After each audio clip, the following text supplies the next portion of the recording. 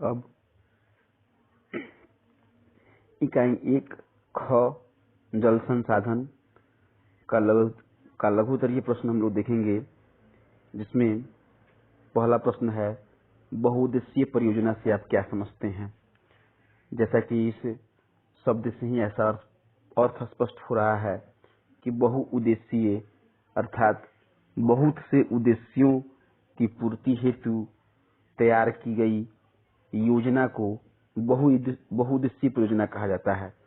Answer में तो जो है, जो लिखा है वो तो लिखा ही है, उससे अलग मैं सभी प्रश्नों को वास्तविक तरीके से समझाने का प्रयास करता हूं और मुझे आशा है कि आप समझने का प्रयास भी कीजिएगा। बहुउद्देशीय अर्थात बहुत से उद्देश्यों की पूर्ति हेतु चलाई गई योजना को बहुउद्देशीय योजना कहते हैं। यदि मेरे द्वारा बोले गए परिभाषित किए गए वाक्यों को भी यदि आप आंसर में लिख देते हैं तो आप ये दिक्कत नहीं होगी, आपका आंसर और भी मजबूत हो जाएगा। यहाँ जो लिखा गया है वह आंसर आपके लिए उचित है। तो अगला प्रश्न, जल संसाधन के क्या उपयोग हैं। जल संसाधन, जल साधन एक ऐसा संसाधन है जिसके बिना इस सृष्टि पर किसी भी प्राणी की कल्पना नहीं की जाती। मतलब जल संसाधन, जल का क्या उपयोग है, आप बचपन से ही समझते आए हैं, देखते आए हैं। जल तो सामान्य मतलब पदार्थ है सबों के लिए, सब कोई जल से अवगत होगा। उसका क्या उपयोग है इसे लिखना तो बिल्कुल आसान है, लेकिन जो आंसर है मेरा यह और भी महत्वपूर्ण होगा।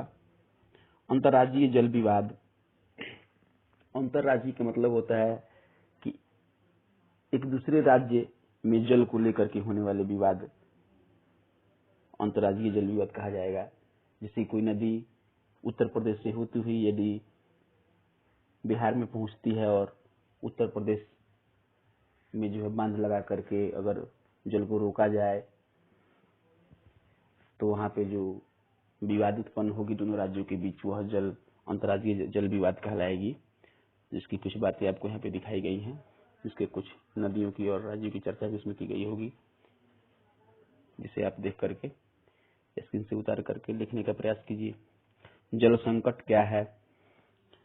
जल संकट बहुत भारी संकट है हम मनुष्यों के लिए, इंसानों के लिए।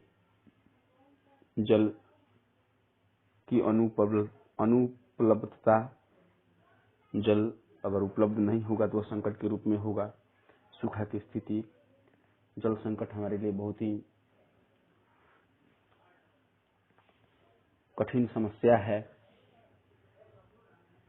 जल संकट का मतलब सिर्फ जल की कमी ही नहीं, दूषित जल का उपभोग भी है, अर्थात हमें जल को दूषित नहीं होने देना चाहिए। भारत की नदियों के प्रदूषण के कारण का वर्णन कीजिए। भारत की नदियां जो है वो किस तरीके से प्रदूषित हो रही है, उसके कारण को बताना है। तो बहुत सारा कारण है इसका, फैक्ट्रियों के कारण या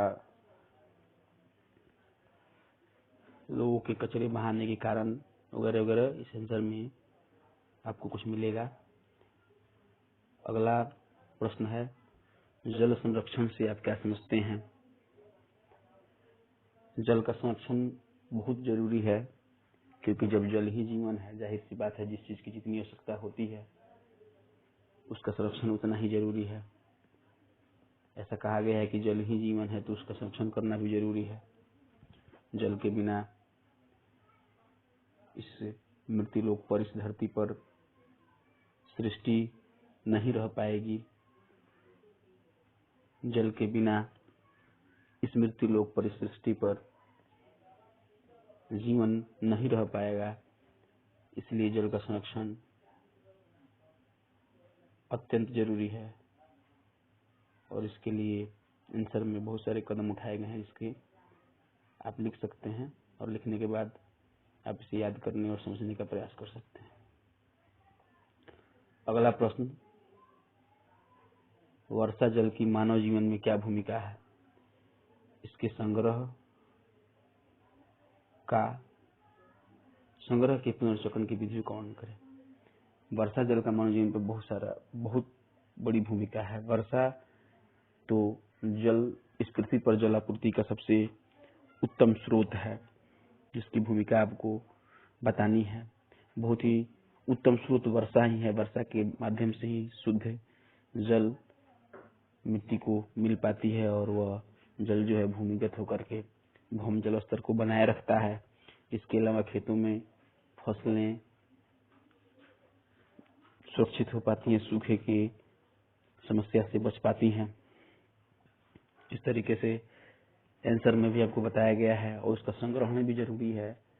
छत पर ऊपर जो है जल को रोक करके फिर उस जल का प्यूरिफाई करके उसको शुद्ध करके उसको पेय जल के रूप में भी उपयोग किया जा सकता है, या उसका उपयोग वर्षा नहीं होने पर फसलों को सिंचित करने के लिए भी किया जा सकता है।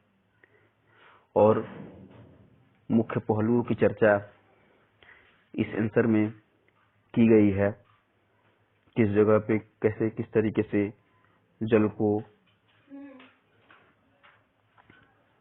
संग्रहित किया जाता है और उसका उपयोग किया जाता है, आपको इस आंसर में दिखा है।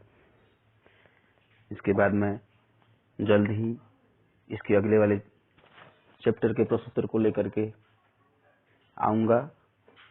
तब तक आप इन दोनों पाठ को जो है पूरा करके याद करने का प्रयास कीजिए, नोट्स में उतारने का प्रयास कीजिए।